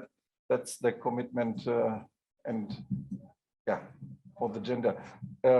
I must admit, we have not established something for the youth. Just to give you to answer your whole question, yeah. For the youth, we have nothing in particular for the involvement of the young people. Thank you for your answer, and please give applause for our five. The last session, so let's please give a closing remark from you about today's agenda. So please start from Mr. Bern, because already started from Ms. Hamzi. Okay. Yeah, thank you very much once again for giving me the opportunity to participate in this event. I hope my contribution, the presentation about our measures anti-COVID was a fruitful contribution to all of you. I think it is something which can also be implemented outside of a pandemic situation. So it was stimulated by the outbreak, but I think it can also be adopted in other situations. And as you see, you can gain quick positive results for local people. Thank you very much for your participation. Thank you, Bern, for expressing what I have in mind. So I just want to thank the organizer, of course, the Ministry of Forest in Indonesia, for inviting me here. It's really my pleasure to share with you our experience in the Philippines. And of course, for my friend Bern here for recommending me to be with you here. I really, of course, for the FAO, the United Nations. It's really good to learn, from other people, because I believe that you have things that I do not know, and of course you have experiences that you also do not know. So sharing is really. Thank you. I'd like to echo what two gentlemen here mentioned. The COVID made us a lot of painful situations. But at the same time, I'd like to say that the COVID also creates the the benchmarking in terms of getting us to critically thinking about how can we make use of the resources. So I'm not saying that, okay, well, the resource available out there, then we have to use them all for getting recover from the COVID. But I think we have to be careful in terms of using the resource. And I see the opportunities and how the community can stand on their own feet if we allow them enough. So that's why I like to go back to the big, I would say the biggest fundamental factor to allow local people to invest, which is about their land tenure and land security. So if they have that done, and not only provided by the policies and law, but how to help them to exercise those rights and tenure and access to the opportunities that they're supposed to have. For instance, like access to market, access to information, and then it allow them to co-create the sustainable forest management for them and for their society and for us. So I like to reiterate again, yeah, well, we have to move ahead and expand the community forestry by allowing to get enough and strong land tenure. Yeah, first of all, I would like to thank you to the organizer for the session today, and thank you our panelists and for the presentation, and learn a lot from each other. And thank you for our participants for joining us today, and also the questions that also the learning session. And from the perspective of the environment, because we are networking NGO, I think that the network is really important. But even we found a lot of can create more network from one country to another, we can learn more from each other. It's not about the sharing, but we learn and we change our ideas together. And I think the success of the forestry for the global is really come from us. So it's really important that we should try and share, continue to share about our aspects. And finally, I would like to thank the Red Cross and Thailand and we need to learn from the conference.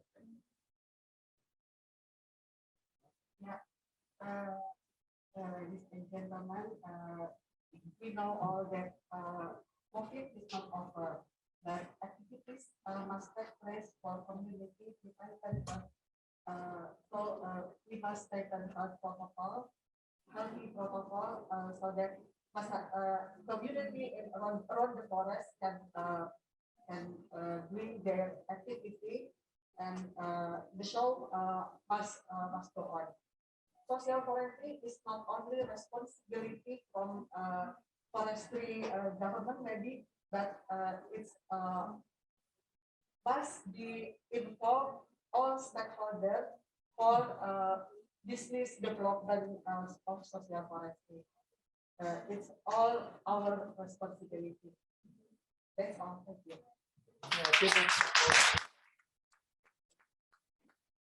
Thank you. Your closing remarks really meaningful for us. So we end to the last session. Please, we have organizers have like small.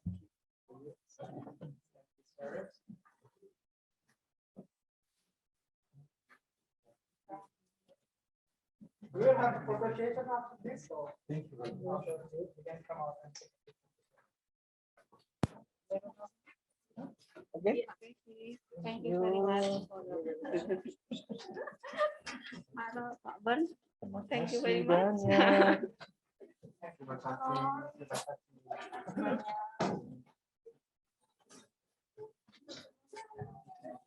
Tiga benangnya tadi.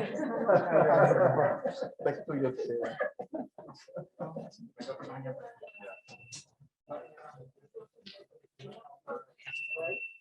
Take photo. Yes, we have.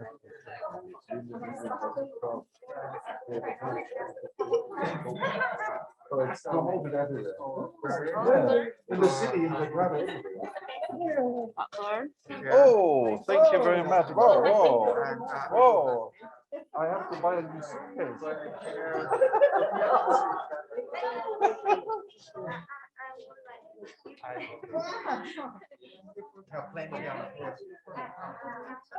In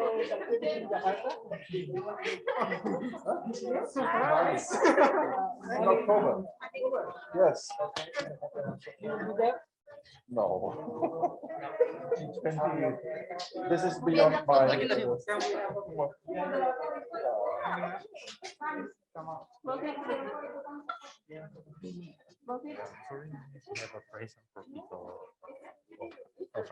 Oh, thank you.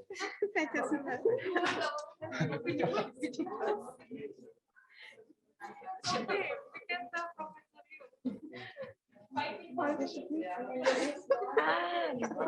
Cambodia, that's the social forestry. 5 schemes. The 5 schemes of social forestry in Indonesia. So, yeah. So who will share this 5 pictures? Oh, the history. Oh, I'm so excited.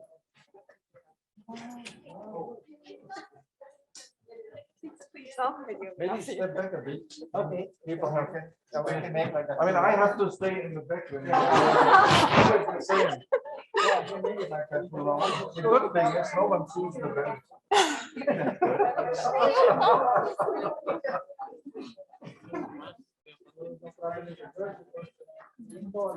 I'm always in the back. Yes. Yeah, it's okay.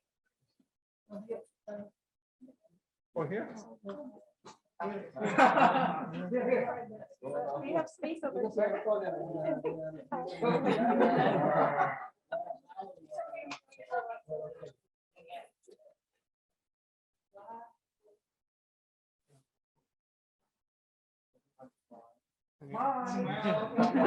Masuk aja, masuk.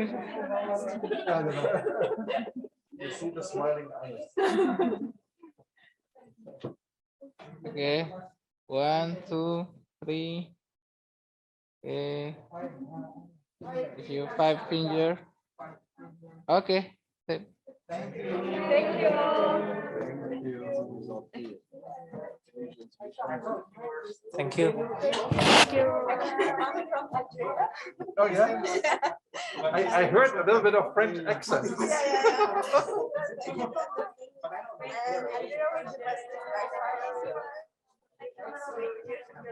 I hope We were working in Algeria for a long time in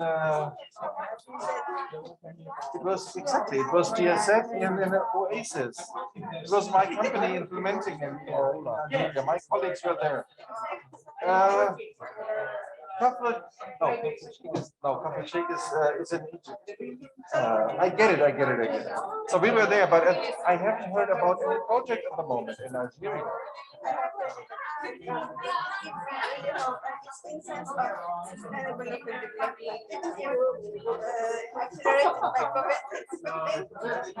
Yes, and I think this now after you gave your statement, you always have your ideas. So I think COVID made us also think creative. So outside the box, what can we do? Something which is not what you do in your daily work. So in this, Yes, that's right. I hope that I was also surprised when I saw the results. I thought, okay, this is quite significant. I didn't expect it. And most important, Tapi lu yang mulai. I mean, ginger was important as for the consumption, but also for the product for the market.